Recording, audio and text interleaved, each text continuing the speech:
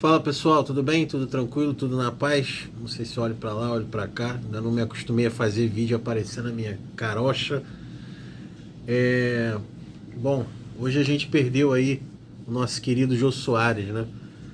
E embora nosso canal aqui, nosso espaço seja para falar de coisas de tecnologia, enfim, videogames, portáteis, é... é interessante, eu achei interessante fazer essa junção. E eu tenho que dar os créditos ao canal do Nando Moura, que, goste você ou não, eu vi o conteúdo dele hoje e me fez refletir justamente nisso, que é inclusive o tema do vídeo, a importância do Jô, não só do Jô, né, mas no caso, pelo que aconteceu hoje, a importância do Jô pro retro gamer, né, pra gente retro gamer, ou pra gente que gosta de games antigos e de nostalgia como um todo.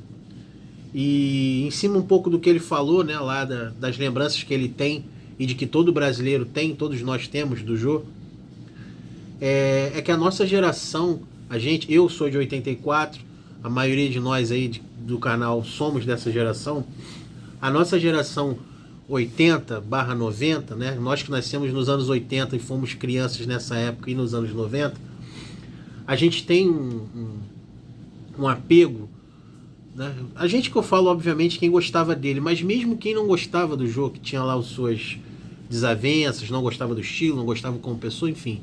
Ainda quem não goste dele, quem não gostava, respeitava o ser humano que ele era e o profissional que ele era, né? Uma coisa difícil da gente ter hoje em dia, né? Uma pessoa da qual a gente não gosta, geralmente a gente não gosta, ponto final.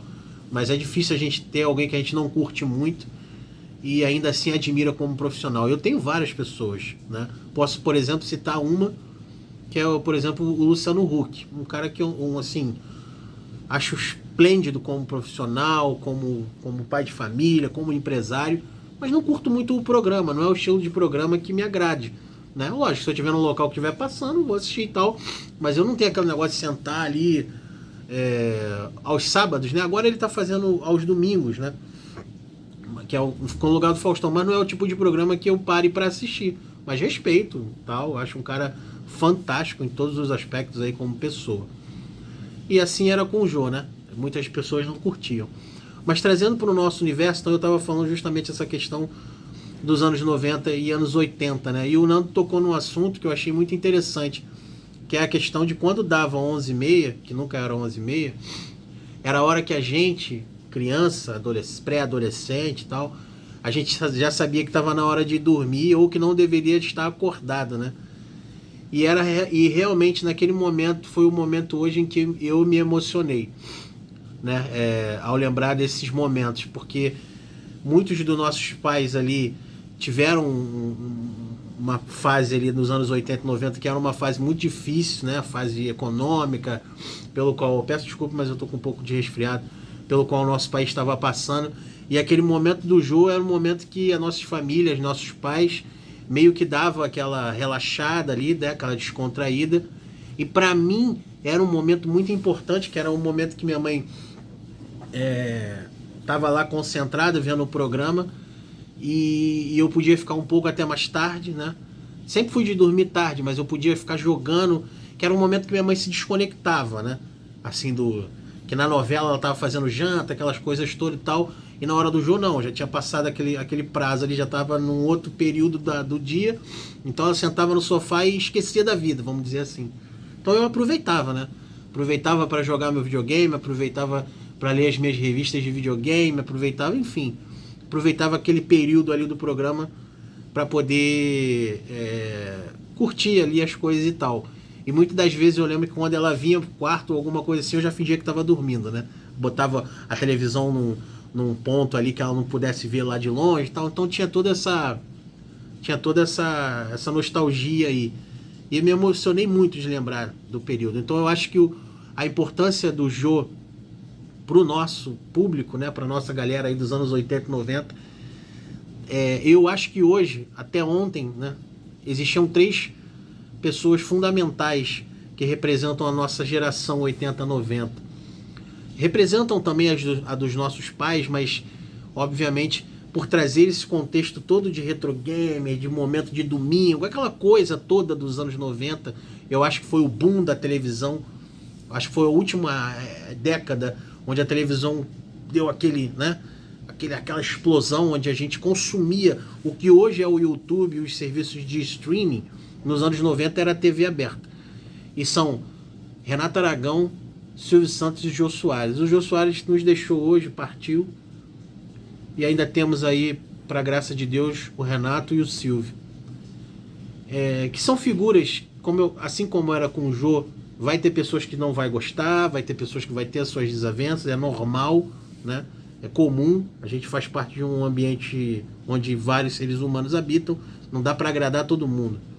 Mas, como eu falei no início, são duas pessoas que têm uma trajetória profissional muito importante para a vida do Brasil. E eu acho que eu não consigo lembrar de Renato Aragão e não lembrar de anos 80, não lembrar de anos 90. Eu não conseguia lembrar do Jô e também não voltar nessa época que eu falei para vocês. E o Silvio Santos nem se fala, né? O Silvio Santos, eu não tô, de fato, de verdade, eu não tô preparado pro dia que o Silvio Santos nos deixar. Vai ser o dia... O Renato também. Mas o Silvio, eu acho que até o Renato admira, né? Até o Renato rende homenagem, porque é o Silvio. Talvez seja o único ícone da nossa televisão vivo que a gente tem o orgulho e o respeito, acho que de todos os brasileiros, mesmo daqueles que não gostam do programa dele, que não gostam dele como pessoa.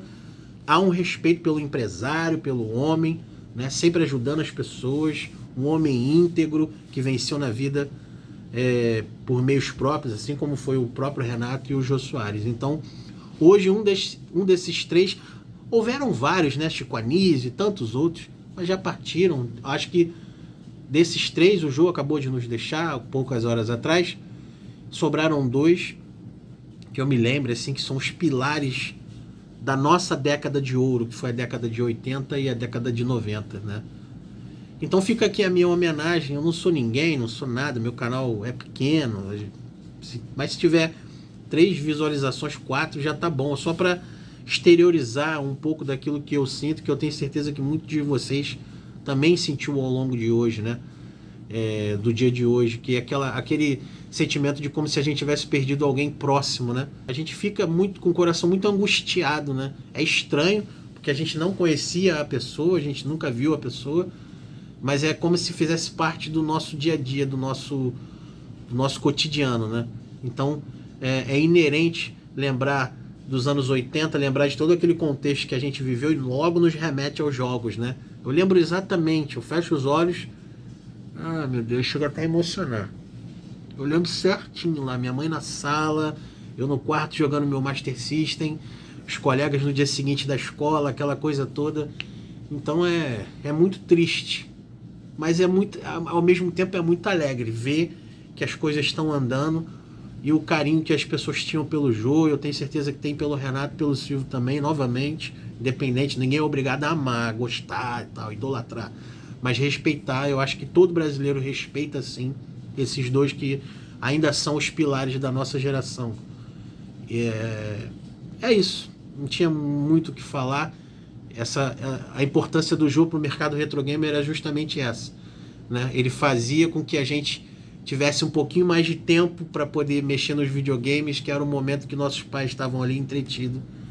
E é só uma junção, uma correlação com o Renato e com o Silvio também. Então fica aqui a minha singela homenagem para o futuro.